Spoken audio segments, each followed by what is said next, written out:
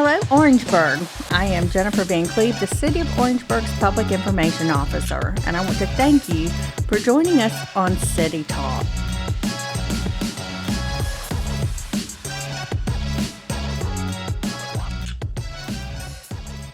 Hello, thank you for joining us today on City Talk. Today we have Jay Hiers, Superintendent of Edisto Memorial Gardens, with us to talk about the Festival of Roses coming up on May 6th and 7th. We look forward to having everyone celebrate the 50th anniversary of the festival with us. Jay, thank you for being with us today. I know you've been busy preparing for the upcoming Festival of Roses. Before we start discussing the festival, tell me a little bit about yourself and what you do for the City of Orangeburg. Well, thank you for having me today. And I'm Jay Hiers, Superintendent of Parks for Edisto Memorial Gardens. And I am over the Rose Garden, or Edisto Memorial Gardens proper, as within the City of Orangeburg. And we're trying to get ready for all the visitors hopefully coming for the Festival of Roses. And how long have you worked for the city? This is going on 23 years, my 24th actual Rose Festival. So you've seen a lot of festivals. We've seen a lot of festivals, a lot of challenges, and a lot of changes for each one. What makes a festival special? You actually get to see people that actually come in just once a year for the roses and for the festival. So you get to catch up with people that you've gotten to see year in, year out during the course of the festivals. So I'm sure it kind of feels like family coming home. Exactly. There are actually some people that fly in. We know there's one gentleman from Colorado. He flies in every year to the city airport for the festival, just for that one reason, come to the festival and see Orangeburg. Tell us a little bit about the history of Edisto Gardens and the Festival of Roses. Well, the gardens started out back in the 30s. It was actually through the Men's Garden Club, and they planted the azaleas were the first plants planted in the gardens for the people to enjoy. And then city council and administration were gracious enough to add on to it and keep it a free public space for the citizens of Orangeburg and also surrounding areas. And then the roses were added as a later time in the 40s. Since, as you know, azaleas only bloom a couple weeks out of the year, and then there's nothing else blooming after that. So the roses were added to continue the blooming season and interest of the gardens. And, of course, everything else has been added on later throughout the course of time. How do you get prepared for the festival? Definitely it's getting ready for, getting the roses pruned back, getting the beds cleaned out, fertilization, cleaning other beds, mulching, and just getting the things looking good like the visitors expect them to be looking when they come in for the festival. How many roses are in the gardens? Right now there's about 5,000 individual plants, which is about 120 different named varieties of roses. So a little bit of everything for everybody depending on what the favorite rose is. And how do you select roses for the gardens? With the city, we are affiliated with 2 testing programs for judging roses. So we get a little inside information on, what roses are doing well for our climate, which is hot, humid, which is not what roses really like. But we do get to see what roses are going to do well for our climate. And based on some of those that are picked as winners, that's what we decide to put out there for display for the visitors to see, that they can actually see some roses that they could actually grow at home. Talk about some of the roses and what makes them unique. Some of the roses that we've now been adding is, the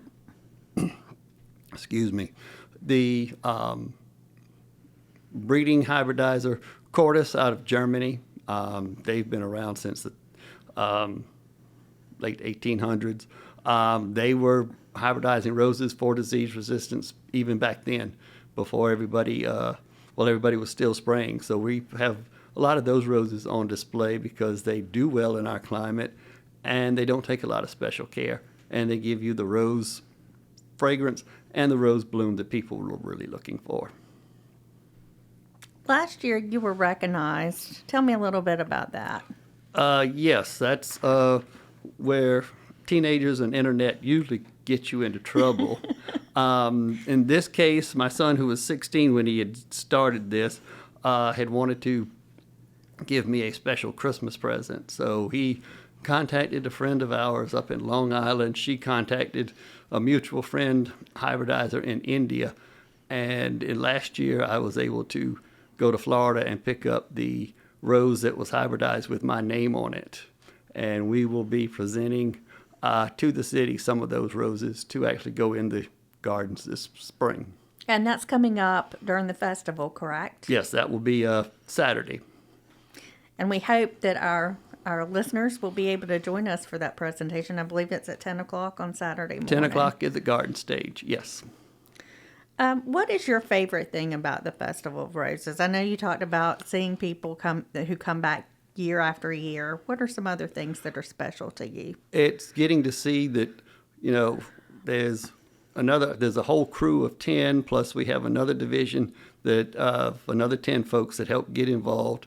And when they actually are in full bloom and getting to see the full effects of what their hard work and efforts have done, and you hear the people commenting on, how good it looks, I like this rose, I like that. That's one of the best things, or the other things I like about the festival. What is your favorite rose? I'm going to go with that I heard an old rosarian say, it's whatever is blooming in the garden for that day. If we have something blooming, that's my favorite one because we've done our job and it's doing what it's supposed to be doing. Now, you do a lot during the festival. What's going on during the rest of the year? Because we have opportunities for the public to come. Yes. Rose Festival is geared around sort of the big main spring bloom, but the roses will bloom throughout the whole season. They may slow down because nobody likes our heat and humidity in June, July, and August. But there's still always deadheading, pruning, weeding.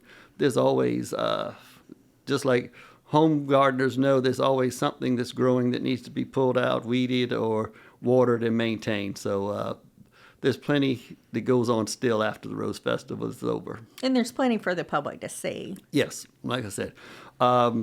Typically, we can get the roses to rebloom on about every 5 or 6 week cycle during our growing season, which can take us up to November or whenever we have the first frost.